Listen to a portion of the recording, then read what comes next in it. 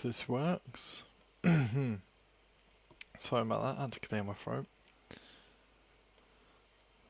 Should all be working. And it looks like it is. Happy days.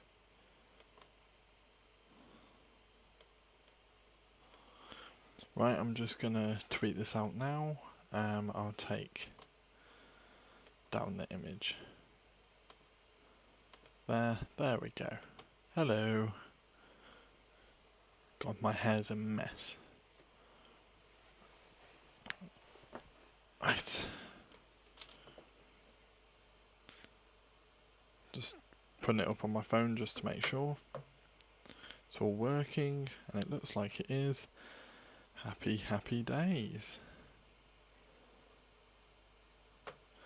Right, so yeah, this is basically a podcast on reviews of wrestling shows, and at the weekend, just on Sunday, was NXT Takeover in your house, which had a really nice logo, to be honest. I'll show it here. Look at that. How lovely is that? Lovely logo. It's gorgeous. But yeah, I'm just going to give my thoughts on it, and that's basically going to be it. This is not only coming out on Twitch Live, which is what's happening now, it's also coming out on YouTube, so yeah, it won't be cut down or anything. So if you see me looking down towards, there's a chat down there basically, on my phone for if anyone wants to communicate.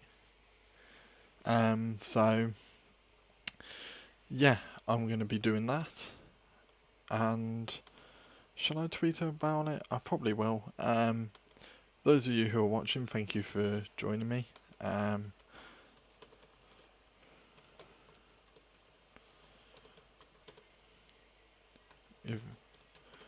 If you are here, what were your thoughts on the NXT Takeover? Did you enjoy it? Did you not?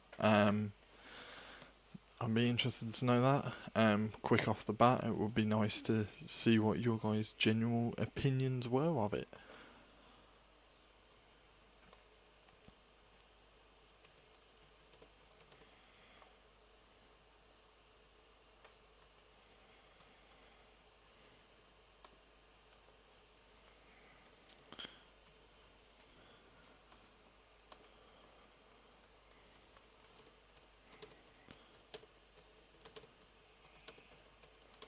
So if you're unsure as how the format's going to go, I'm just going to run through each little segment type thing that I remember. Obviously there might be little interviews and stuff here and there that I just don't remember, and little quirks, but the majority of the show I'll run down in order of what I thought and everything on that.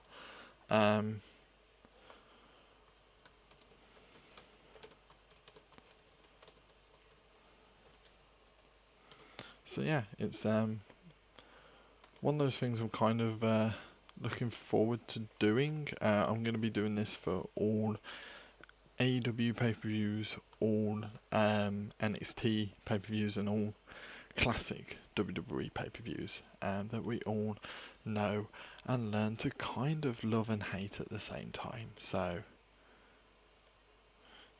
yeah, we all learn to love and hate it.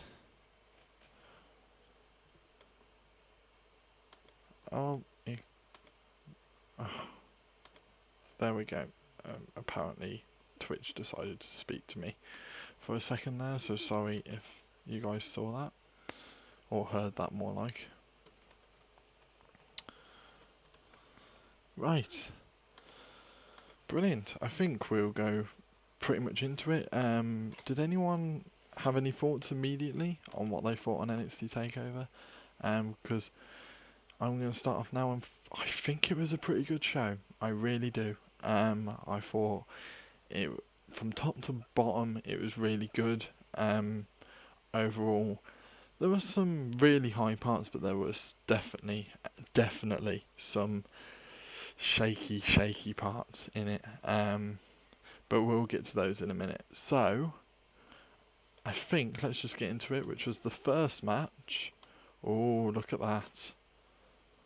Was the 6-woman tag team match featuring Tegan Nox, Shotzi Blackheart and Mia Yim facing off against Candice LeRae, Dakota Kai and Raquel Gonzalez. Now this match, I didn't expect anything of it, really. I'll keep it wrong corner. There we go. I'll keep it there, no matter what. Just in case if anyone else joins, they know what I'm talking about. I pointed to the wrong side again. Hey ho. But yeah, it was a really good match. Really, really fast paced. Like it was spot after spot after spot. But I feel like this match, it's what it needed. It really needed to be this, because going into it, I didn't care. I really didn't care about this match. But by the end of it, I really did care about who won and who lost, which is really what you need. It really is what you need. Especially, it was nice to see these 6 women get a chance on this big stage. Like I know, like Mia Yim and stuff have been in the title picture before, but this is a big stage. You know, like 6 women just to just go at it for ages.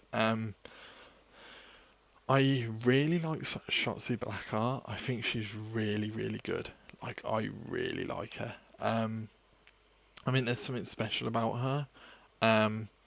So I think she's got potential. Raquel Gonzalez, I don't get it. Like, I get she's like this monster heel, but I don't care. I don't care. Like, I love everyone else, but actually, Mia Yim, I don't really care about either, unfortunately. I don't. There's nothing there for me. I don't see it. I don't see what NXT seems to see in her. Like, I just don't get a gimmick. I think it's a bit weak, really, to be honest with you. So yeah, as it's a bit weak, I'm like, oh, really. But the rest of them I love. I thought the actual win, for Tegan Nox, excuse me there, for Tegan Nox to pin Dakota Kai, beautiful touch. Really like that, because just their feud, it's had its sort of conclusion, sort of not. I think it's very similar to the Tommaso Ciampa Johnny Gargano one. They will come back to it at a later date. And really hammer it home and really have this final finish. But as for now, I don't think it's. I think it's over for now. But that pinfall might just spur on for a rematch to come down the line. And I like that. It's niche storytelling like that. I really like. And the Mia Yim Candice LeRae thing where they brawled to the back. At the time I really liked it. But by the end of the night I didn't. Only because I'll get into it later when I get to the Keith Lee match, right? But when they started brawling again and getting involved in the Keith Lee Johnny Gargano match, Mia Yim had gotten changed. I swear she got changed, which made no sense. It really made no sense in my head. Really didn't make any sense. I feel as though it's like, well, I thought this was meant to give off the element that they've been fighting this whole time. Like, if let's say maybe the match had finished and they cut to the back and then Mia Yim took out Candice LeRae, wiped her out, and then later in the night the Keith Lee thing happened, it would have made more sense as to why she got changed. But aside from that, it doesn't make any sense to me. Like, why was she getting changed? Why was that happening? It makes zero sense in my head. I just don't get it. I really don't get it. Is my stream info not working? I just realised, is my stream info not working? Oh no, it is working. some reason it's just not updated on my screen. That's all. But yeah, it was a fun match. Really good way to start the pay-per-view, and yeah, it wasn't perfect, but my God, was it not the worst match on the card at all. It did its purpose. I think it did something. I don't know, something that I guess you need to start off a pay-per-view, especially with the tag team titles not being on the line in this pay-per-view. They really, really needed a tag team match just to really lift. I say lift the crowd. Like, I know it's the Performance Center people, but like lift the people at home as well. I think it really needed that. Jesus. So then we moved on from that match and got to this one. I'm just lurking to help you views just now, pal. Dupe is on. I've got the audio on for him. Yeah, that's fine, DeCanio, don't you worry. Don't you worry, DeCanio.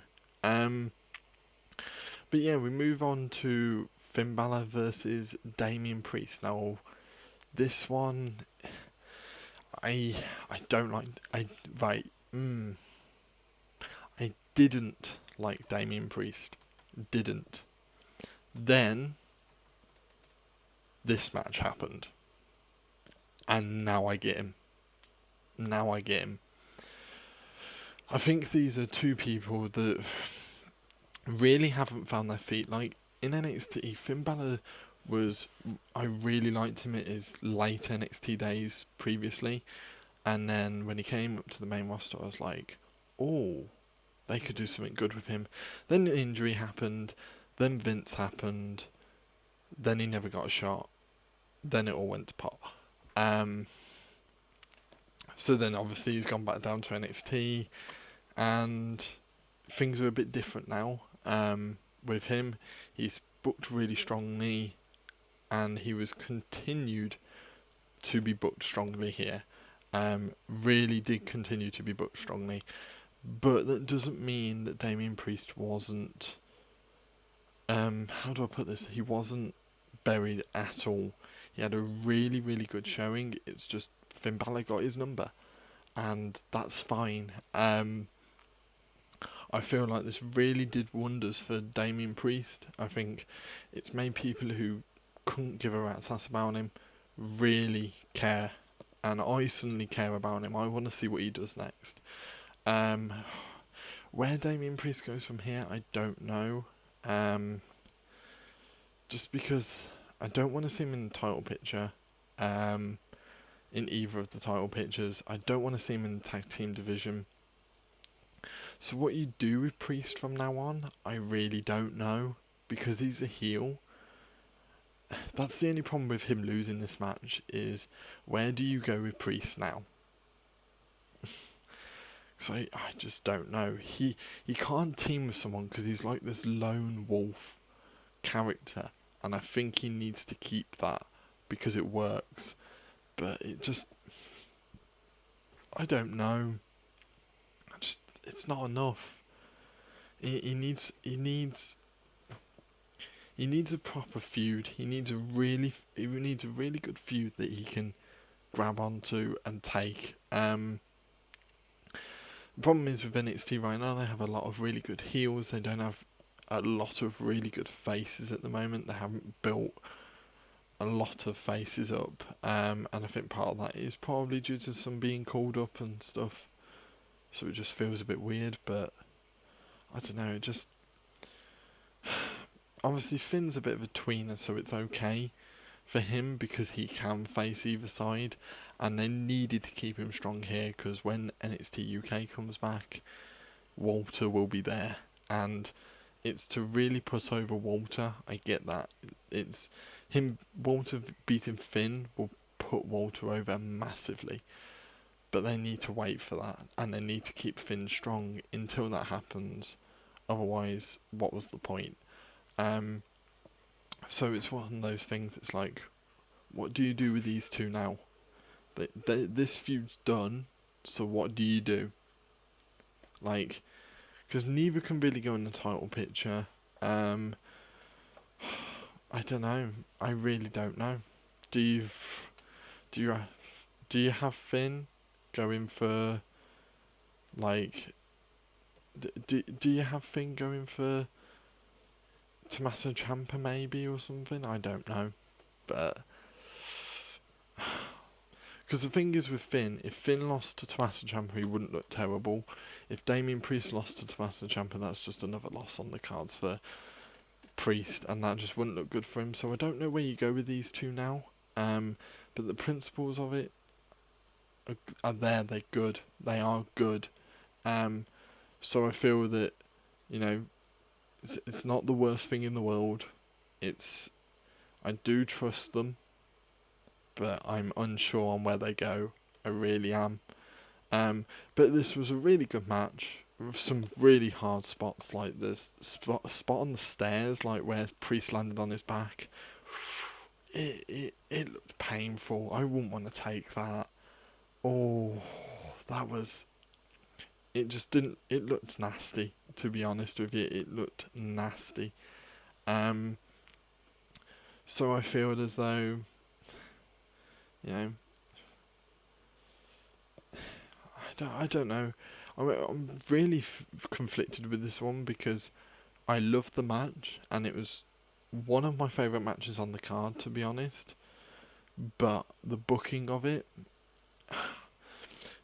I don't know. I think if you made Priest get a shock victory, like whether it be a roll up or something, or I don't know, he cheats to win, you could probably prolong this feud so at least they have something to work with. But right now, neither of these two have anywhere to go, and that's a bit of a worry.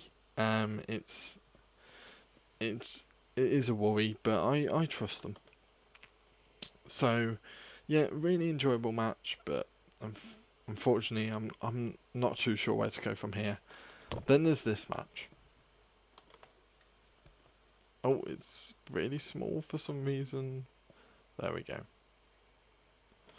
Then there's this match, and this match was really good. Really, really was good. I really enjoyed it. I thought it was very, very good, and the thing is, Johnny Gargano is really good at storytelling. Keith Lee is very good at moments. Mash those two together and you get a glorious match. Was this match of the night? Probably match of the night. Maybe the women's match might have been, but I really enjoyed this match. I think for me this was match of the night. I think it was just brilliant. Ignore the spot where me, Yim and Candice LeRae got involved, because to be honest with you, wasn't needed, was it? Oh, I'll bring that down. There we go. It just wasn't needed, was it? To be honest, you don't need. You needed it, but it wasn't used the right way. It either needed to be used for Johnny Gargano to win, to which he didn't, or it needed to be used where it was like them two hadn't stopped fighting since the first match. You know, if Mia Yim was still in their clothes and they were just absolutely, you know, still in their wrestling gear, and they had been fighting it sometimes like between the matches, a cut to them two fighting, I would have believed it a little bit more, but it's fine. It's just fine. Keith Lee, phenomenal again. The spot where he literally barged Johnny Gargano through the plexiglass. Oh, beautiful. Beautiful spot. Gargano looked a bit stupid in places, but then again, he's a heel. He's okay to look stupid. Like, he doesn't lose anything by looking stupid. Because if he's a bit of a coward heel as well, it works even more. So it's not a worry. So, but yeah, he looked really good. Johnny Gargano looked good. Keith Lee looked good. Gargano at the start, he got the keys out the door, so he'd apparently been living in the house. I haven't even spoken about the set yet. I'll speak about that in a minute. He'd opened the house with the keys, and then put the keys in his trunks, which was a bit of a callback to when he used his car keys in the Eye of Keith Lee. Same thing happens here. It's niche storytelling again, you know. It was a callback, but you knew it was going to happen again. So when it did happen, you were like, oh yeah, the keys. Like, and that was really good. Keith Lee was wearing Black Lives Matter, that on his trunks. And as soon as I saw that, I was like, you're not losing. Keith Lee, you're not losing. Because you've got to have some balls to make someone lose when they're wearing that. Like, you really have to. And I think it would have been the wrong decision. I want Keith Lee to win everything. Win the titles, win like the main title. But I feel you couldn't take it off of him. As soon as I saw him wearing his gear, you couldn't take it off of him. But I also think Gargano doesn't lose anything through this. Again, where does Gargano go from here? I don't know. He's another heel again. There's not many faces at the moment, but another heel, and that's fine. It's just fine. But you kind of have to keep Keith Lee as champion because there's not enough faces at the moment to challenge him, especially with a heel top champion as well. Spoilers there. But yeah, it was a really good match. One of my favourites. This one wasn't as spot fest as the others, but the storytelling in this was brilliant. Like, they really mesh well together, and I kind of hope it's not the last time they meet. I really hope it's not, because these two can do some good stuff, and I want them to do some good stuff. So I'll quickly talk about the set now, because I've forgotten to talk about it. So there's this performance at the start by Code Orange. If you've seen it, you know that it wasn't that great, the performance. Like, I don't know, I think In Your House it needed to be fun, and the song was very angry, and it didn't need to be that. It really didn't need to be that. It's In Your House, it's meant to be fun. Just wasn't. But the actual set itself, really nice set. Really nice set. I'm gonna sneeze, I'm sorry.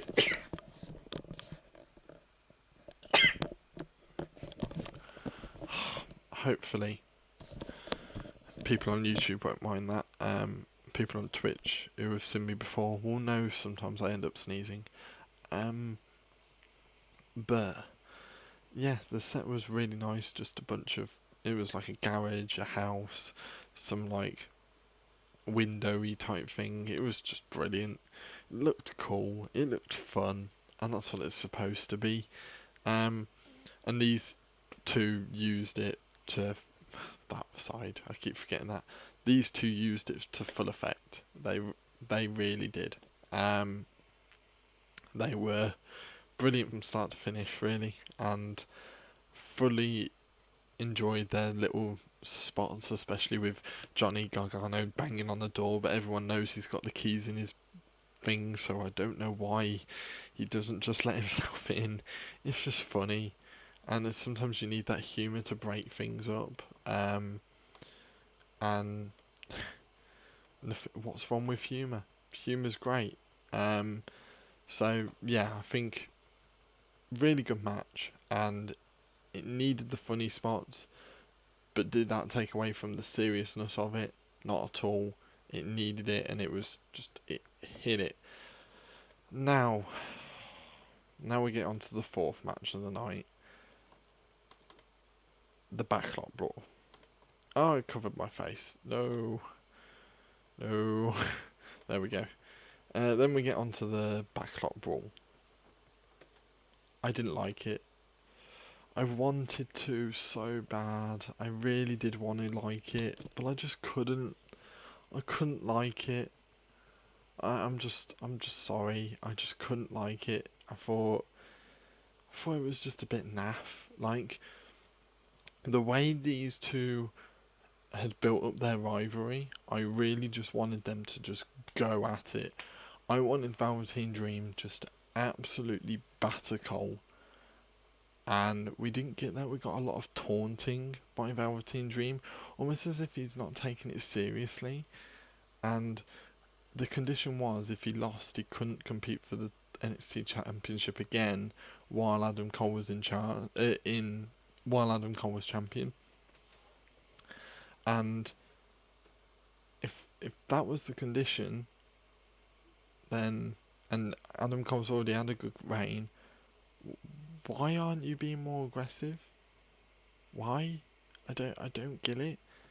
Like, surely you be a bit more aggressive.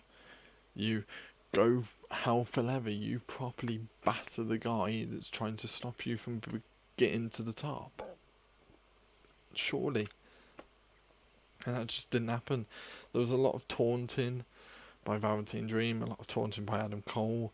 The whole thing was enjoy your spotlight, but I mean, did they? Like, they were in the dark for a lot of it. Obviously, it's weird placement on the card as well. Usually have this on last. Nope, middle of the card, and it deserved to be middle of the card because it wasn't that good. It wasn't that good. Didn't deserve to be at the top, and just the camera work was shoddy and pretty poor. It was dark for a lot of it, which I didn't like. Is this the worst cinematic match of the Downey era and stuff? Maybe. To be fair, I did enjoy the Money in the Bank one, even though it wasn't serious. It wasn't meant to be serious. This one was meant to be taken seriously, and I just sat there and I didn't care. It was a match I cared about going in, and I came out not caring, and that's not what you want. That's really not what you want. Like, come on. Like, I know NXT can do better than this. And this pay-per-view was good, but it worries me, and this is why it worries me that little bit. This match in particular is why, because this match just didn't get going, and I don't know where they're going to go next with this. Like, where do you go next with Adam Cole? Where do you go next with Velveteen Dream? That's the big one for me. Where do you go with Velveteen Dream? He's a face. Where do you go with him? Because right now I haven't got a clue where you go with him, because he's just not that. He's lost his momentum. Same with. I wouldn't say same with Cole. I think Cole's still got a load of momentum. I think this took a lot of the steam. It just didn't hit for me. I want to move past this match really, because it wasn't great, was it? It really wasn't. It deserved to be better. The people involved deserved it to be better, but unfortunately, it wasn't to be. And here we are, and I've seen a lot of people say the same, that they wanted to enjoy this match but just couldn't. It's the same for me. I just couldn't get into this match at all. So yeah, I'm worried what happens with Dream now. If he gets called up to the main roster, it's a sad time, because I feel like you look at Matt Riddle's exit from NXT, and then you look at if this is the exit for Velveteen Dream, there's a big difference. Like, Matt Riddle left and it was like, okay, that was good. You know, we ended on a good match. Off you go. If Velveteen Dream ends on this, it's like, I don't want you to go, because if that's how your NXT career ends, like, like, that would be pretty poor. So I don't know. I'm not too sure where they go from here, but we'll see. I think if Velveteen Dream have won, I think they would have had a lot more scope for matches. But oh yeah, I didn't even speak about the Dexter Lumis spot, which was some wonderful storytelling. So midweek he drew a picture of him driving the Undisputed Era away, and then when the Undisputed Era got involved in the match, he he basically beat them up and hit them with chairs and stuff, and then put them in the back of the car and then drove them away. I really like Dexter Lumis, and I hope something happens with him, because I think he could be NXT's Orange Cassidy. He could just arrive and people would cheer for him, because he just has that energy. When he walks into a room, you're instantly interested in what's about to happen. I think you can do that with Dexter Lumis. Not the comedy of Orange Cassidy, but just the presence and the fact that, whenever you need someone to just boost everything, bring in Dexter Lumis and he'll give you gold. Definitely. And then this match.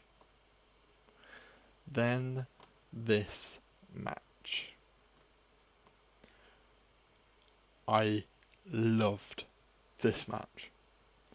This did exactly what it needed to do. It did the Brock Lesnar John Cena from SummerSlam a few years ago when Brock Lesnar came back, where it was just move after move after move after move on John Cena, and John Cena never got a thing in. That's how this match felt. It felt like that. It felt big. Like, Karrion Kross looks like a beast. He looks like a beast. I want to see Karrion Kross take that NXT title and hold it for like a good year. Then have someone almost like a Shayna Baszler or an Asuka. Have them basically unbeaten. Then, or just call him up. I think you could get away with that. I think you could get away with, let's say, Karrion Kross just running through a few people, a few big stars, and then call him up, and then he can win many titles and have Vince McMahon absolutely lose his underwear through through watching him, because he is exactly what you would want in a wrestler. He looks the part, he is the part, he has the strength, he has the agility, he looks awesome. Also, just on the side note, he has one of the best entrances ever. I love it. Like, when Scarlett goes down to the ring and she starts mouthing the words, I'm like, hell yeah. Like, it looks so cool. And it needed to look cool. It really needed to look cool for his character. And it did the part. It looked really good. And I loved it. It really did look great. But a sort of thing that a lot of people didn't notice was the background, like the set of In Your House. It turned black and grey. It turned black and white during this match. No other time, just during this match. Subtle little things like that I love, because it made it more eerie. It made it more like, oh my god, that's exactly what you needed it to be. You needed it to have that this is serious moment. Very similar to how like the Fiend would manipulate the lighting and stuff. I don't want him to manipulate lighting, by the way, but like if he can make the sets and the whole arena more like, I don't know, just have the lights dim more for his matches, have them a lot darker. Oh, he's a star. Even if you don't do that, he's a star. If you do it, he's an even bigger star. Like, make his matches eerie as hell and just go with it. Absolutely run with it, because it will look good. Feel sorry for Ciampa here. He took a massive loss. Like, losing the way he did was a bit of a big loss for him, but he'll recover massively. He can just beat Damian Priest, can't he? I shouldn't say that. I did like Damian Priest after this match, but you get what I mean. Like, he can face someone that has been losing recently, or even Finn Balor. Have a rivalry with Finn. Go for it. I don't know why I'm yawning there. Just go for it. Have that. Really go for that rivalry. Have Finn, Tommaso Ciampa. Have them go at it. You can have Finn lose just to make Ciampa still look good. But with Finn winning like he has been, I feel like you can get away with Finn losing if him and Ciampa faced each other and had a moment like that. I think you could do some great stuff. Karrion Kross, I don't know who you get him to face next. I don't know, because I want to see him win the title, but then it's all about who do you get him to beat, who beats him then, because that would be a very, very big win for whoever did that. And part of me doesn't want to see him lose until he reaches the main roster, but then I don't want him to vacate a title, because it just makes the NXT brand look weak, and I don't want that to happen. So yeah, you either get him straight to the top and get him to beat Cole and hold the title for like 18 months, and that be it. And then he lose, then go up to the main roster. I think that's the best option for him, but no ideas what to do with him.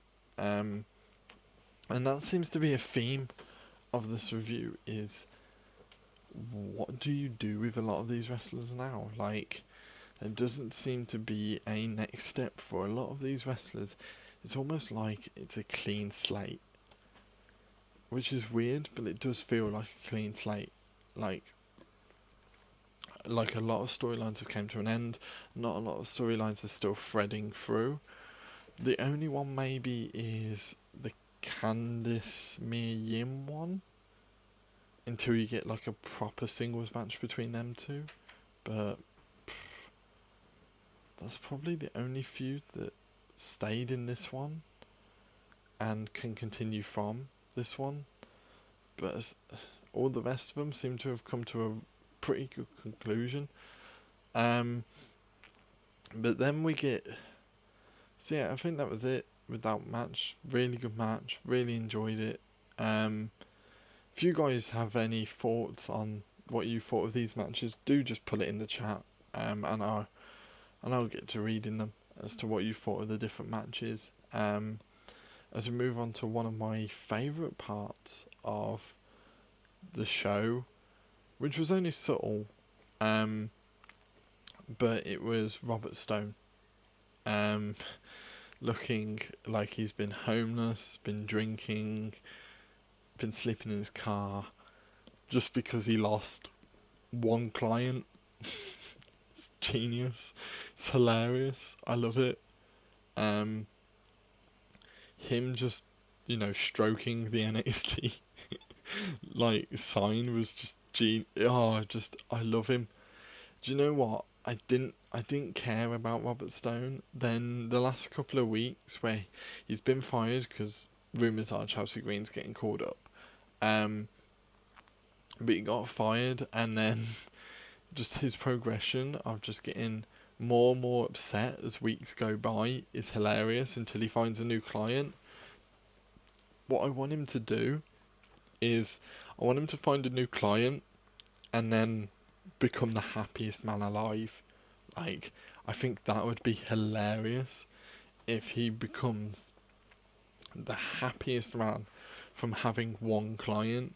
Like, I think that would just, fans would get behind him, and he's a heel now, but trust me, if you keep treating him the way they are now, he'll be a massive face, and everyone will love him by the end of this.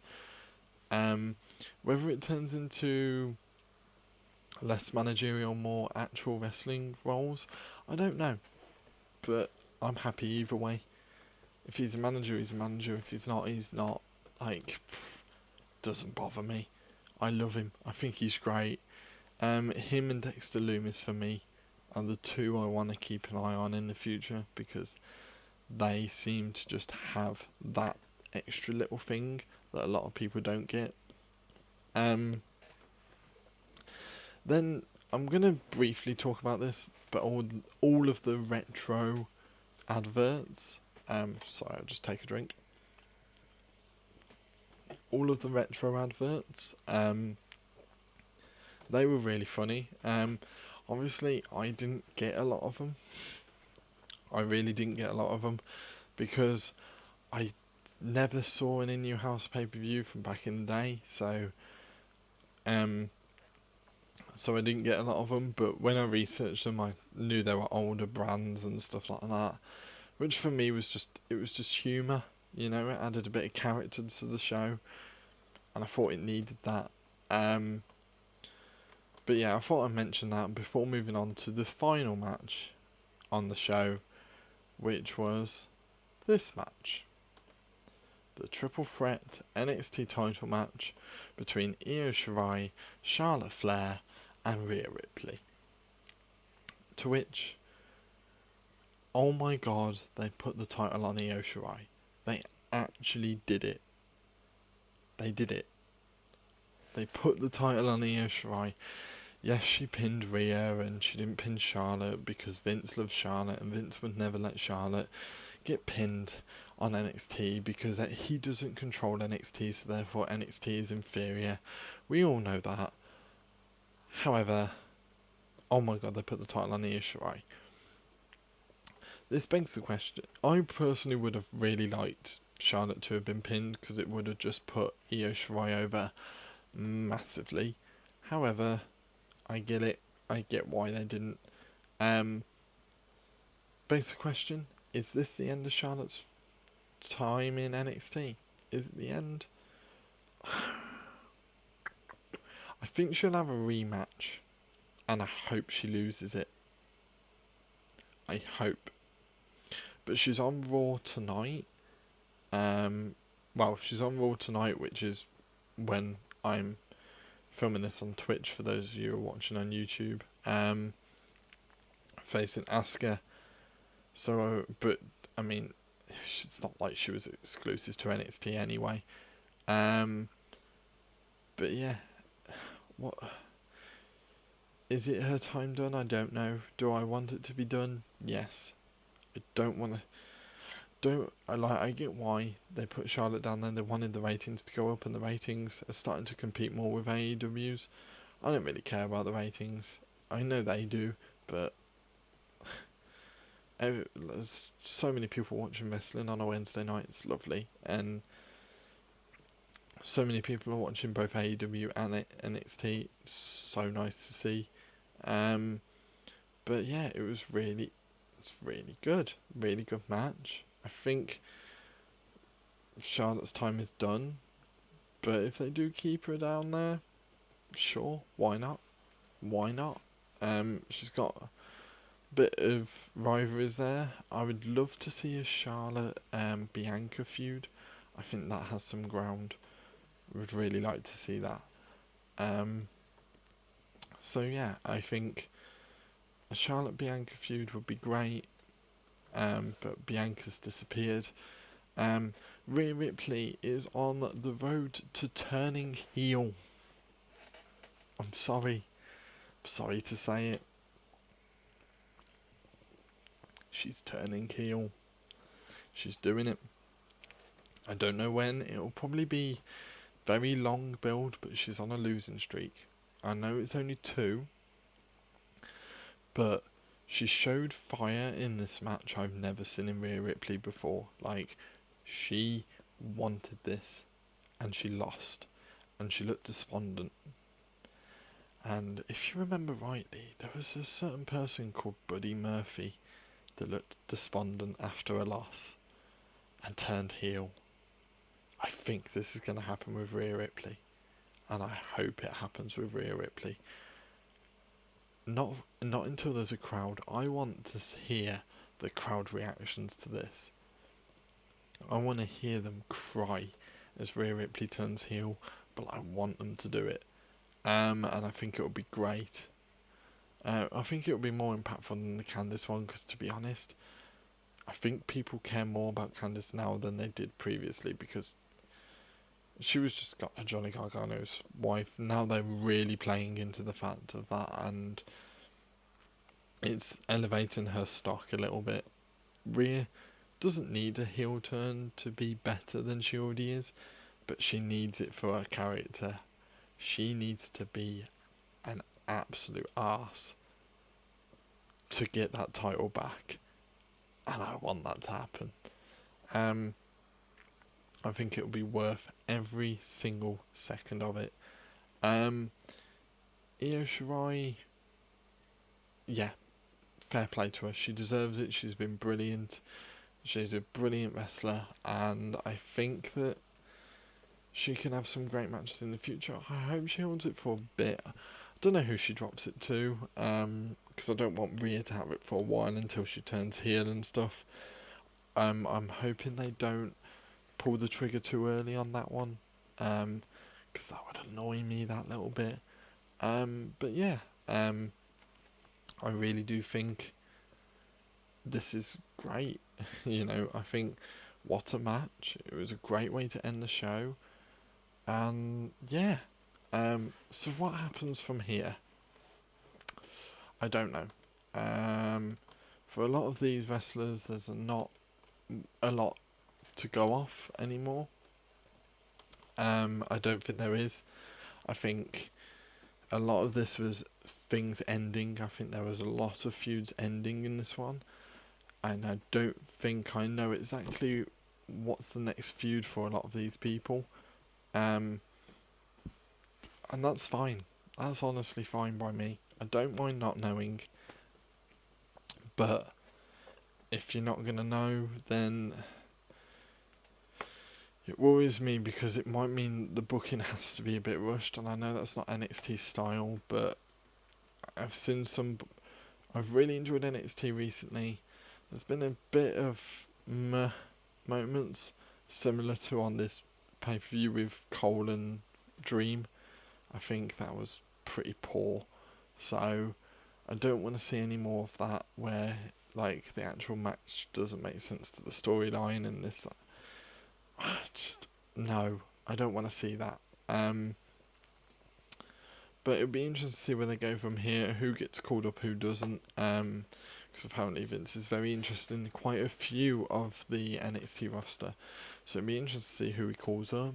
But yeah, if anyone has anything to say about what they thought about the pay-per-view in the chat, then put it in now, before I wrap up things here.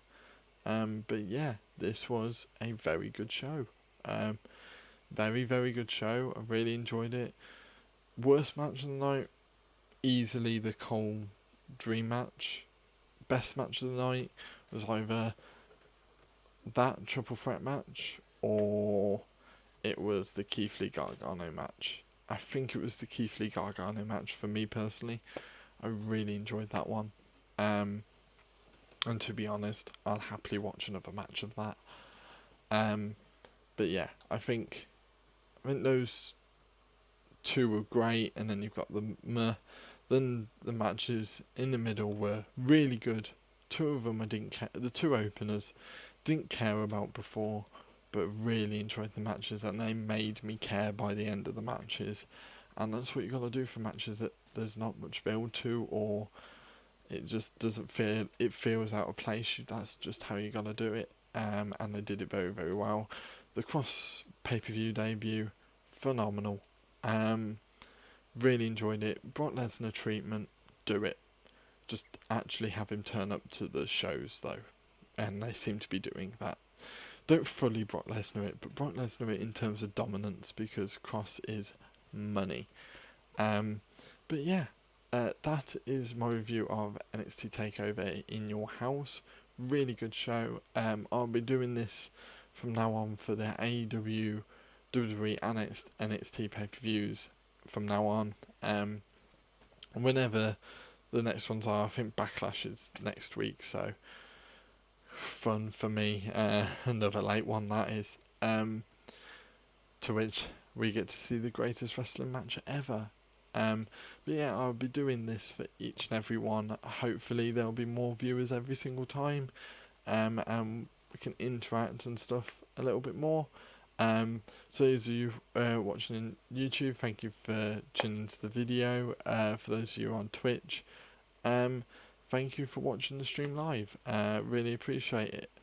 But yeah, that has been my review of NXT Takeover in Your House. JJ Morris, definitely do another one, mate. Thank you very much, JJ Morris. Appreciate that one. I will definitely do another one. I have enjoyed this. You never know as things go on. Might be able to get other people's opinions as well, either in the chat, or actually on call itself. So that would be pretty cool as well. So yeah, thank you guys for tuning in. If you wanna, tell me what you thought, just put it in. I'm gonna put it in now. My Twitter. Same for people on YouTube. Put that down. Put what you thought. It's down in the comments down below, in the description down below. There is my Twitter, my Discord, and everything. So yeah, just tell me what you thought about it. And yeah, I can improve it from here on forward. But that was NXT Takeover in Your House, and I will see you at the next pay-per-view, which is Backlash next week. So yeah, I will see you there. I hope you enjoyed it. See you guys.